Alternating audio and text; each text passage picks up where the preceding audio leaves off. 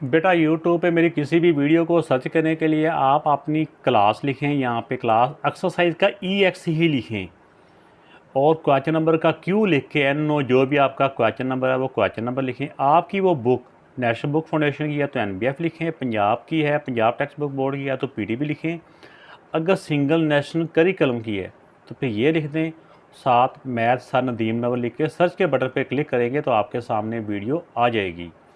इसके अलावा बेटा फेसबुक पे भी हम मेरे पेज को लाइक करें। इसके अलावा किसी भी क्वेश्चन के बारे में कोई मज़ीद को पूछना चाह रहे हो या क्वेश्चन ना मिल रहा हो तो मेरा इंस्टाग्राम पे भी मैं मौजूद हूँ, वहाँ पे आप मुझे मैसेज करें, आपको उसकी गाइडलाइन आपको दी जाएगी।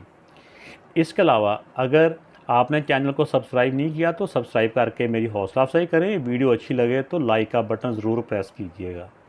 बिस्मिल्लाहिर्रहमानिर्रहीम। बेटा इसके मिड टर्म ब्रेक में इस तरह से होगा कि सबसे पहले हमने जो बाहर वाले दोनों नंबर होते हैं ये एज इट इज़ लिखने होते हैं, प्लस 90, ये एज इट इज़ आ गए।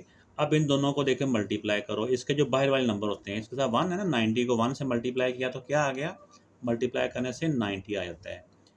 अब 90 के हमने ऐसे फैक्टर बनाने हैं, ऐसे दो फैक्टर बनाने हैं कि उन दोनों फैक्टर्स को दोनों को मल्टीप्लाई करने से 90 आएगा और उन दोनों को प्लस करने से 21 आएगा। ठीक है ना बेटा, तो इसका उनको प्लस करने से क्या आएगा, प्लस करने से ये वाला नंबर आएगा 21। तो ये हमें याद रखना है, 90 के ऐसे दो फैक्टर बनाने हैं और इन दोनों बातों को ज़हन में रखना है कि मल्टीप्लाई करने से 90 आएगा, प्लस करने से 21 आएगा। वैसे तो आपने 90 के फैक्टर बना लेने हैं जौन से भी होंगे, लेकिन ये आएगा 15 और 6 था, 15 6 दा 90 और 15 में 6 प्लस करें तो यानी मल्टीप्लाई करने से 90 आ रहा है और इन दोनों को प्लस करने से 21 ही आ रहा है।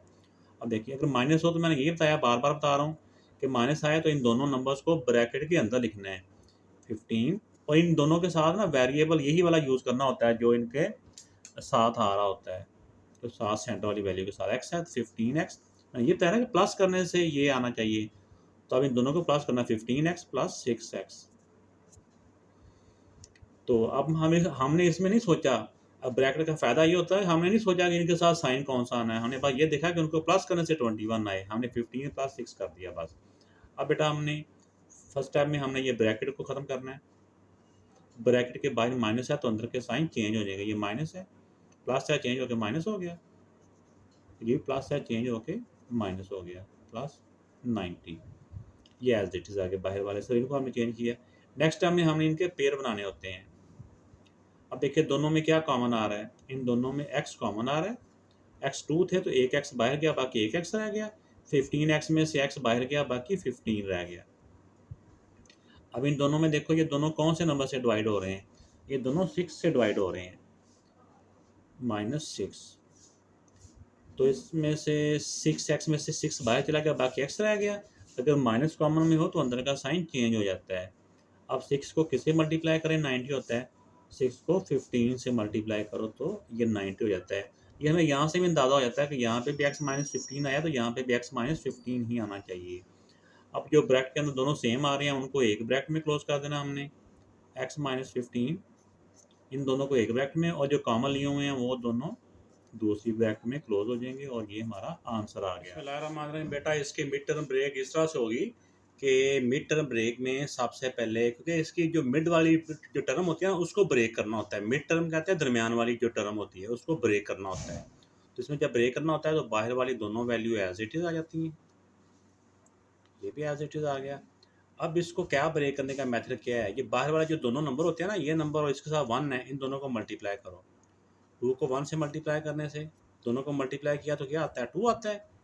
अब 2 के हमने ऐसे फैक्टर बनाने हैं कि उन दोनों फैक्टरों को मल्टीप्लाई करने से 2 आए और माइनस करने से इसके इक्वल आए, माइनस करने से 1 आए, माइनस करने से क्या आए 1, तो ये होगा 2 1 द 2, 2 1 द 2, क्योंकि 2 में से ही 2 2 1 द मल्टीप्लाई करने से दोनों से 2 आ रहा है और 2 में से 1 को माइनस करेंगे तो 1 आ जाएगा। ये इसमें कंडीशन होती है कि ये वाला साइन जो होता है ना ये करने से ये आए, यानी माइनस करने से 1 आए। तो आप देखें 2 माइनस 1 ऐसे हो जाएगा प्लस 2x माइनस 1x। 1 लिखने की ज़रूरत नहीं है, वेरिएबल दोनों के साथ वेरिएबल ये वाला ही आ जाता है, अगर प्लस हो तो फिर ब्रैकेट की ज़रूरत नहीं है। अब इन दोनों के पेयर बना लें। अब देखो दोनों में क्या कॉमन आ रहा है, दोनों में एक्स कॉमन आ रहा है। एक्स स्क्वेयर में से एक एक्स कॉमन में गया, बाकी एक एक्स रह गया, प्लस 2x में से x बाहर कॉमन में चला गया, बाकी 2 रह गया। अब देखिए इधर x है, इधर 2 है, कॉमन इसमें कुछ भी नहीं है। अगर कुछ भी कॉमन ना हो तो क्या कॉमन लिया जाता है, 1, तो ये -1। तो अब मैंने जैसे पहले बताया कि इसमें कॉमन कुछ नहीं है, तो x का x आ जाएगा।